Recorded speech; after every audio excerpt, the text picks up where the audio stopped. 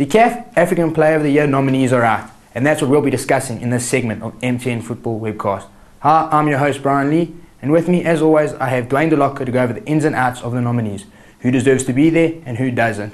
First off, Dwayne, let's talk about the Ghanaian contingent, the 3 nominees from Ghana. What are your views on that? Well, Brian, certainly some interesting nominations, but no surprises, I suppose, that Ghana would have 3 nominations in the top 10 for the CAF Player of the Year. It is the ultimate prize in African football. But for Ghana, Asamoah Gyan, he's not exactly been on fire for his club in recent times. Certainly he spent much of last season for Rennes, where he played last season, on the sidelines, injury concerns. And he played about 19 games. He had a return of 13 goals. 4 of those were, however, penalties. And he was pretty much the penalty taker for Ghana as well in the 2010 FIFA World Cup. We all know how his last penalty ended up crashing against the woodwork and Ghana out of the World Cup at the quarter-final stage. Dede Ayew is an interesting one because aside from his incredible performances for Ghana, despite only being 20 years old, it's an opportunity now for Dede Ayew, or Andre Ayew as he's officially registered, to follow in the footsteps of his father. Bear in mind, his father won this award 3 times, the first African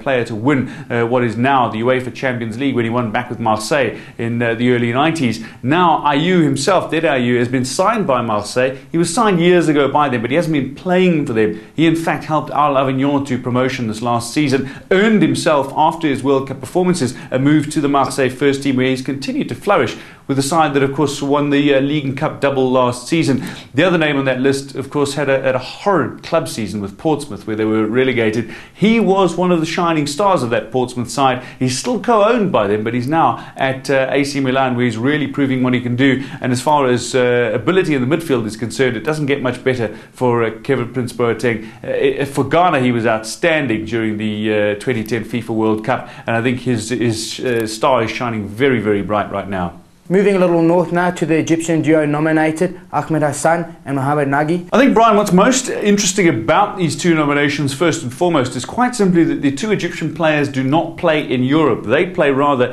in Africa. The remaining 8 nominees for the CAF Player of the Year award actually play in Europe, and that is significant in itself. But for once, we're not seeing the likes of Mohamed Abutrika nominated. Of course, an injury-ravaged season for him, and not quite as spectacular as he has been when he has been playing. Certainly, he's got a very high standard. But Ahmed Hassan, all-time leading caps winner, not only for Egypt, but also on the African continent, and now closing in quite comfortably, in fact, on the all-time caps record of 189. He's sitting at over 170. So I tell you what, when you consider just how fresh he is, and at 35 odd, he's still got enough in his tank to play 200 plus caps for Egypt. If, of course, he keeps being selected. Ahmed Hassan is still an engine in the middle of the park, not scoring quite as regularly as he used to do for his side. By the same token, he plays particularly well in that midfield. He's still a creative genius, and he's got an incredible amount of experience. Just the little touches of wisdom that he shows on the park, his leadership ability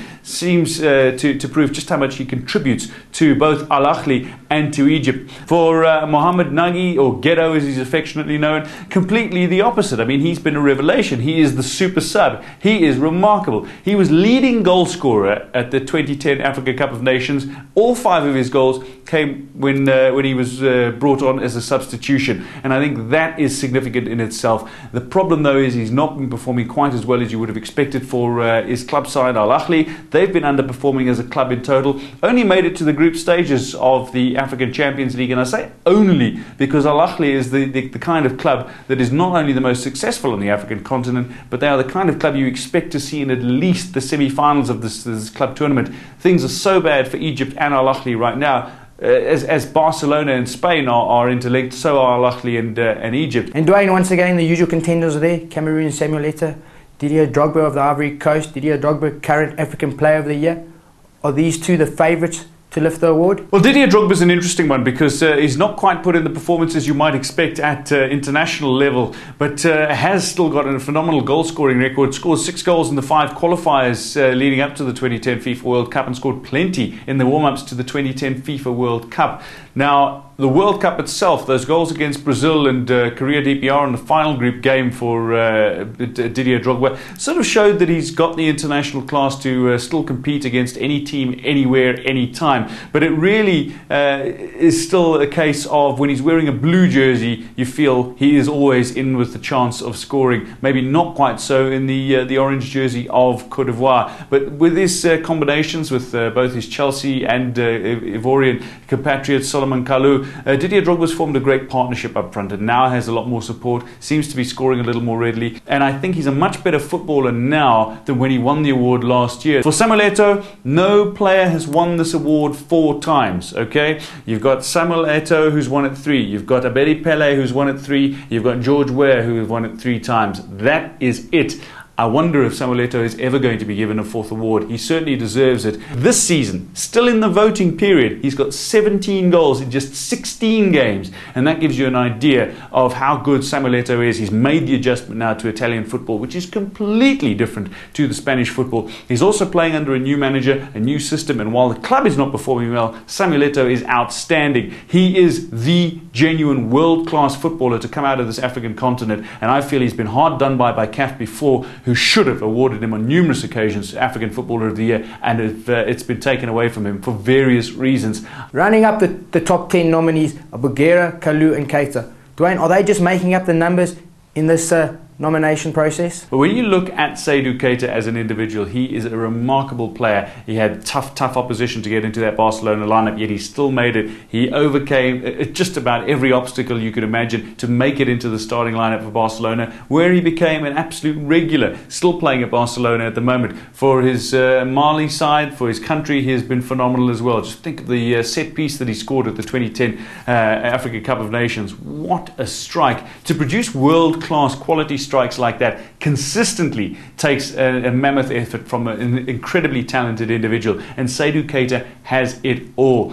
Unfortunately, though, he's not seen as one of the great big names in the African game, and I'm still baffled as to why. For Solomon Kalou, he's had a good season for Chelsea. He's had a very good season, in fact, for Chelsea. He's created more goals than he's scored, but his team ability is not to be underestimated. This, however, is an individual award, and I don't think Solomon Kalou, for club or country, is really going to come up and outperform even his compatriot Didier Drogba. An outside bet, however, would be Majid Bougera. I mean, here's a guy who's come from, well, like many of the Algerian players at the moment, you know, the French background for him. But Majid Bougera is a star quality player who's played in a tough team, but he helped Algeria qualify for a World Cup. 2010 FIFA World Cup, what did he do? He outshone everybody else. Karim Ziani was the big talking point. Nadir Belhaj was trying to get a move away from Portsmouth, but the man who really showed his ability, showed his class, was Majid Bougera. He scored in the Champions League this last season. He helped Rangers, in fact almost at times led Rangers to the Scottish Premier League title this past season. And if you take achievements, personal achievements, and you consider that you can't really measure on goals the fact that he's a defender, he scored a great number of goals as well. His aerial ability is outstanding, and for me, Majid Bougera should be top 3 in this award. Overall, Dwayne, it sounds like Samuel Eto'o is the man to beat. If I was a gambling man, would he be the man to bet on to lift this award? Samuel Eto'o is the star from the African continent over this last decade, and possibly one of the greatest ever. But because the greatest ever as far as people's memories are concerned, usually George Weah and Abedi Pele are those two hailed as because they were the first to do some great things. Abedi Pele, the first to win the Champions League in Europe, and of course George Weah, the first to win the World Footballer of the Year. He also happened to win the European Footballer of the Year and African Footballer of the Year, and that same year, 1995, a remarkable year. So why not give Samuel Eto'o that 4th award? He deserves it. He's been better than many of the other players in the African continent, time in and time out. And he continues to score for his country as well. He is the leader. He was given the captain's armband by Paul Le Guen, who now, unfortunately, is no longer in charge of this Cameroonian outfit. That Samuel Eto'o has proved he is complete, he is all-round, and he's got the ability to perform in any position, anywhere, anytime, in any league in the world. He's done it, he's proved it. He should be at least 4-time, 5-time African Footballer of the Year. I still believe Samuel Eto'o should get this award. I know he won't. I'm going to go for Didier Drogba to possibly pick up this award, because people are going to be thinking there's 29 goals in the league. But Majid Bougera, for me, should get top 3 just as some validation for the incredible season that he had. Right, some big words from Dwayne the Encyclopedia de Locker. For the rest of us football fans, though, we'll have to wait and catch all the action on MTN Football Webcast. I'm your host, Brian Lee.